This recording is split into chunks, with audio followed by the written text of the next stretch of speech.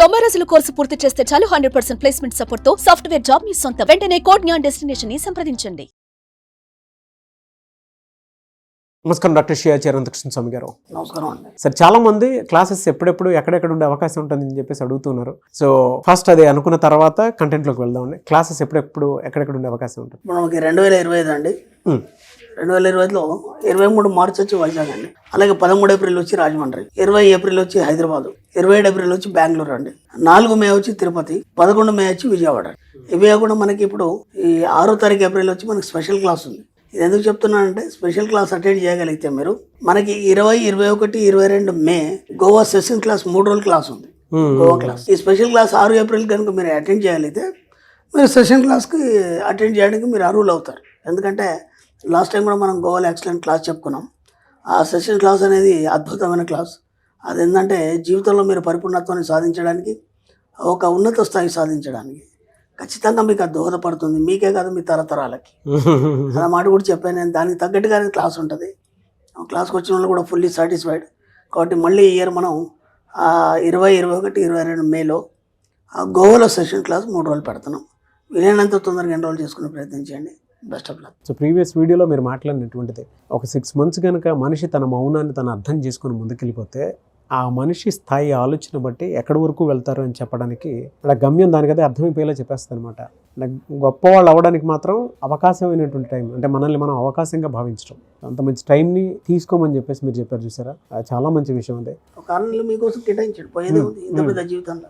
అవును, తప్పేం లేదు కదా. అదే చెప్తున్నా. నాకేదో నా కోసమే ఆ వీడియో చేశాము అన్నట్టు అనిపించింది నాకైతే. మీరు బయటకు వెళ్ళకండి. Thank you so much for that అండి. సో ఈ వీడియోలో ఏం చెప్తున్నారు? మనకి బైబిల్లోని యోహాను సువార్త 12వ అధ్యాయం 32వ వాక్యం ఏం చెప్తుందంటే, నేను భూమిపై నుంచి లేపబడినప్పుడు నేను నా వైపు అందరినీ ఆకర్షించుకుంటాను. నేను భూమిపై నుంచి లేవబడినప్పుడు నేను నా వైపు అందరినీ ఆకర్షించుకుంటాను. ఎంత బాగుందంటే, అక్కడ జీసస్ క్రైస్ట్ చెప్పలేదు. ఇక్కడ ఆయన ఏం చెప్పాడంటే, ఆయన లేవడం పడినప్పుడు కాదు.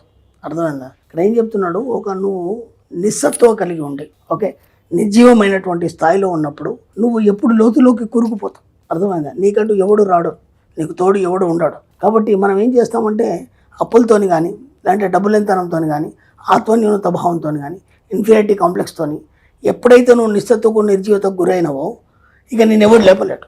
ఇక్కడ ఏం చెప్తున్నావు, నువ్వు లేపబడినప్పుడు అంటే ఎప్పుడైతే నీ ఆలోచనల ద్వారా నువ్వు లేపబడినప్పుడు, ఇక్కడ చూడండి, నువ్వు ఎప్పుడైతే స్తబ్దంగా ఉండిపోయినావో అప్పుడు నీకు ఈ ప్రపంచంలో ఏది సహకరించదు. అర్థమైందా? ఎప్పుడైతే నీ ఆలోచనలు కూడుకొని మెల్లిగా నువ్వు లేవడానికి మొదలుపెట్టినావో అప్పుడు అన్ని చేతులు నీకు అందిస్తాయి. ఎప్పుడైతే నువ్వు లేపబడినప్పుడు నా వైపు అందరినీ నేను ఆకర్షించుకుంటాను అంటే, ఎప్పుడైతే నీకు ఆలోచన కలగకుండా స్తబ్దంగా ఉండిపోతావో అప్పటి వరకు నీ దగ్గరికి ఎవరు రారు, నీ దగ్గరికి ఎవరు రారు, నేను ఎవరు చూడాడు. కాబట్టి ఒక కొత్తదాన్ని నీ సృజనాత్మకతను కోరుకొని నువ్వు ఖచ్చితంగా నేను ఒక ఉన్నత స్థాయికి వెళ్ళాలనుకున్నప్పుడు కానీ, లేదంటే ఒక గొప్ప స్థాయికి నేను వెళ్ళాలనుకునే ఒక ఆలోచన వచ్చిన మరుక్షణం 10 చేతులు నీ వైపు రావడం అనేది మొదలవుతుంది. ఎప్పుడైతే ఆ 10 చేతులు నీకు ఆసరా కలిగి, అంటే 10 చేతులు అంటే 10 దారులు, అర్థమైందా? ఆ 10 దారుల్ని నువ్వు ఆలోచించి నీ ఆలోచనలు ఒకటిగా ఆలోచన అల్లికని మొదలుపెట్టినప్పుడు ఆలోచన అల్లిక ఒక బంధంగా ఏర్పడి ఆ బంధం నిన్ను పైకి లేవనెత్తుతుంది. అది ఎప్పుడైతే పైకి లేవనెత్తుతుందో అప్పుడు ఈ ప్రపంచాన్ని అంతా నువ్వు చూడగలుగుతావు. చూడగలిగినప్పుడు ఏమవుతుందంటే, నీ చుట్టూ ఒక రకమైనటువంటి ఒక కాంతి ఏర్పడుతుంది, అదే ఒక ఎనర్జీ ఏర్పడుతుంది. ఆ ఎనర్జీతో నువ్వు నిల్చున్నప్పుడు అప్పుడు నువ్వు ఇతరులు ఎత్తుకునే స్థాయికి నువ్వు వెళ్తావు. అది బైబిల్ చెప్తుంది. నువ్వు ఆ స్థాయికి వెళ్ళాలంటే ముందు నీ లోపల ఒక ఆలోచన రావాలి. నిన్ను పైకి ఎత్తబడినప్పుడు, ఎప్పుడు ఎత్తబడతావు, నీ ఆలోచనలు మారినప్పుడు నువ్వు పైకి ఎత్తబడతావు. అప్పుడు ప్రపంచం అంతా నీ వైపు ఉంటుంది. అర్థమైందా? అంటే అప్పుడు నువ్వేమవుతావు అంటే, నువ్వు ఈ ప్రపంచాన్ని వెలుగునిచ్చే స్థాయికి నువ్వు వెళ్ళిపోతావు. అర్థమైందా? నీకు ఎలాంటి ఆలోచన లేదు, నువ్వు స్తబ్దంగా పడి ఉన్నావు, నీతో ప్రపంచానికి ఏం అవసరం, నువ్వు ప్రపంచానికి ఎలా ఉపయోగపడతావు. నేను అదే చెప్తున్నాను. నువ్వు ఒక వ్యక్తి ఇక్కడ వచ్చినప్పుడు నీకు నువ్వుగా జీవించడం కాకుండా నువ్వు ఈ సమాజానికి ఎంతో కొంత ఉపయోగపడి నీ యొక్క జన్మను ఇది చేసుకోవాలి. అది లేనప్పుడు నువ్వు ఇక్కడ జన్మ తీసుకోవడం కూడా వేస్టే. అది ఏదైనా కావచ్చు. కాబట్టి నువ్వు ఆ స్థాయికి రావాలి. నువ్వు ఎంతోమందిని ఉద్ధరించాలి. ముందు నువ్వు ఉద్ధరించబడాలంటే ముందు నువ్వు లేవాలి. నువ్వు లేచినప్పుడు కదా నువ్వేం చేయాలని నీ కర్తవ్యం అనేది నీకు అర్థమవుతుంది. ఆ కర్తవ్యాన్ని పట్టుకొని నువ్వు నడిచినప్పుడు కదా నువ్వు ఇతరులకు ఏమైనా చేయగలుగుతావు. కాబట్టి ఏనాడు స్తబ్దంగా ఉండడానికి లేదు. కాబట్టి ఈ భూమిపై లేవనెత్తబడినప్పుడు అందరినీ నా వైపు ఆకర్షించుకుంటాను. అసలు ఇది ఎందుకు చెప్పబడే నాకు ఫస్ట్ అర్థం కాలేదు. భూమిపై లేవనెత్తబడినప్పుడు అంటే నువ్వు పడుకొని ఉన్నావు, నిద్రావస్థలో ఉన్నావు, సుషుప్తావస్థలో ఉన్నావు. ఎలా ఉంటుందంటే అప్పుడప్పుడు మనకు ఒక లేజినెస్ వస్తుంది. ఆ లేజినెస్ ఎట్లా ఉంటుందంటే ఇప్పుడు మనం అర్జెంట్ లేసి వెళ్ళాలి, కానీ పోదాంలే ఇంకొక అరగంట ఉంది కదా, ఇంకొక గంట ఉంది కదా అని చెప్పేసి అలా నిద్రపోతుంటాం మనం. అర్థమైందా? ఆ చివరి క్షణం వరకు కూడా మనం లేజినెస్ అని ప్రయత్నం చేస్తాం. ఎప్పుడైతే మనం అప్పుడు లేచి వెళ్ళేసరికి అక్కడ ఆ టైం మించిపోవడం అనేది జరుగుతుంది. కాబట్టి ముందు నువ్వు లేస్తే కదా అక్కడ పని అవుతుంది.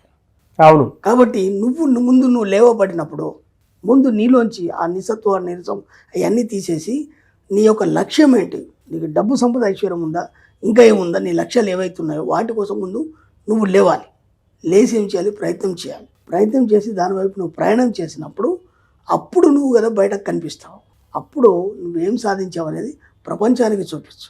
అప్పుడు నీ యొక్క వెలుగు అనేది ఆ ప్రపంచం మీద ప్రసరితం అవుతుంది. అప్పుడు అందరు నీ బాటలో నడుస్తారు. ఊరికైనా జీసస్ వెనకాల అందరు నడవలేదు, ఊరికైనా కృష్ణుడు వెనకాల భగవద్గీత అందరు నడవలేదు, ఊరికైనా మహత్ప్రవక్త వెనకాల అందరు నడవలేదు. వాళ్ళు ముందు లేచారు, వాళ్ళు ప్రయత్నం చేశారు, ఒక వెలుగును చూపించారు ప్రపంచానికి. ఆ వెలుగులో అందరు నడవడం అనేది మొదలైంది. అది చెప్తున్నాడు బైబిల్లో. కాబట్టి నువ్వు ఏం సాధించాలనుకున్నా, ఏం చేయాలన్నా ముందు నువ్వు లేపబడాలి, నువ్వు లేవగలగాలి.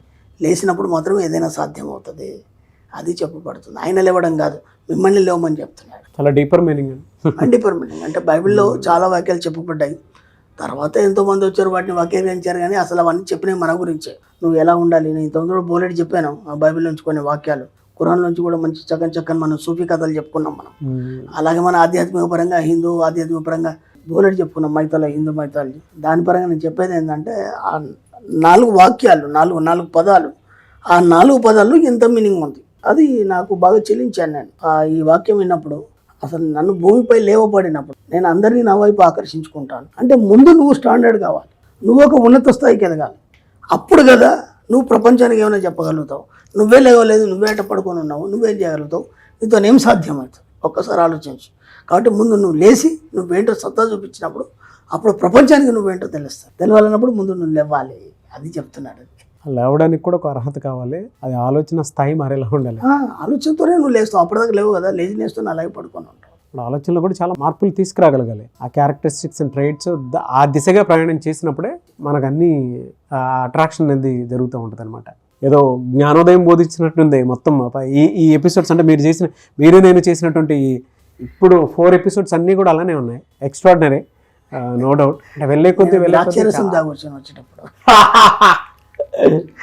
దేవతలు అవుతారు. అది నన్ను నేను ఎప్పుడు దేవుడు అనుకుంటాను, నన్ను నేను ఎప్పుడు ఒక మహిమానుతాను అనుకుంటాను, నన్ను నేను ఒక గొప్ప ధనవంతుని అనుకుంటాను. అలా మీరు అనుకున్నప్పుడు మాత్రం మీరు కూడా అలాగే నన్ను మించిపోతారు మీరు. డెఫినెట్గా అదే చెప్తున్నాను. ఎవరినో మనం పూజించేది, ఎవరినో మనం వాడు ఉద్ధరిస్తాడు వీడు ఉద్ధరిస్తాడు అనుకుంటా, నిన్ను నువ్వు ఉద్ధరించుకో. అదే చెప్తున్నాడు ఇక్కడ కూడా. అదే చెప్తున్నాడు. ముందు నువ్వు లేస్తే ఏదైనా సాధ్యం అవుతుందని చెప్తున్నాడు. నువ్వు లేవనంత మటుకు ఏది సాధ్యం కాదు. ఎటువంటి మీద నువ్వు ఆధారపడినంత మటుకు అలాగే ఉంటుంది లైఫ్. కాబట్టి మీరు ద్రాక్షరసం తాగండి, మీరు నాలుగ మారి బ్రహ్మాండంగా. ఫ్యాంటాస్టిక్ అండి. ఎనీవే సార్, థ్యాంక్ యూ అండి. Thank you so much doctor Shiachi Anantakrishnaswami గారు. Thank you. సుమన్ టీవీలో మీ పర్సనల్ అండ్ బిజినెస్ ప్రమోషన్స్ కోసం కింది నెంబర్కి కాంటాక్ట్ చేయండి.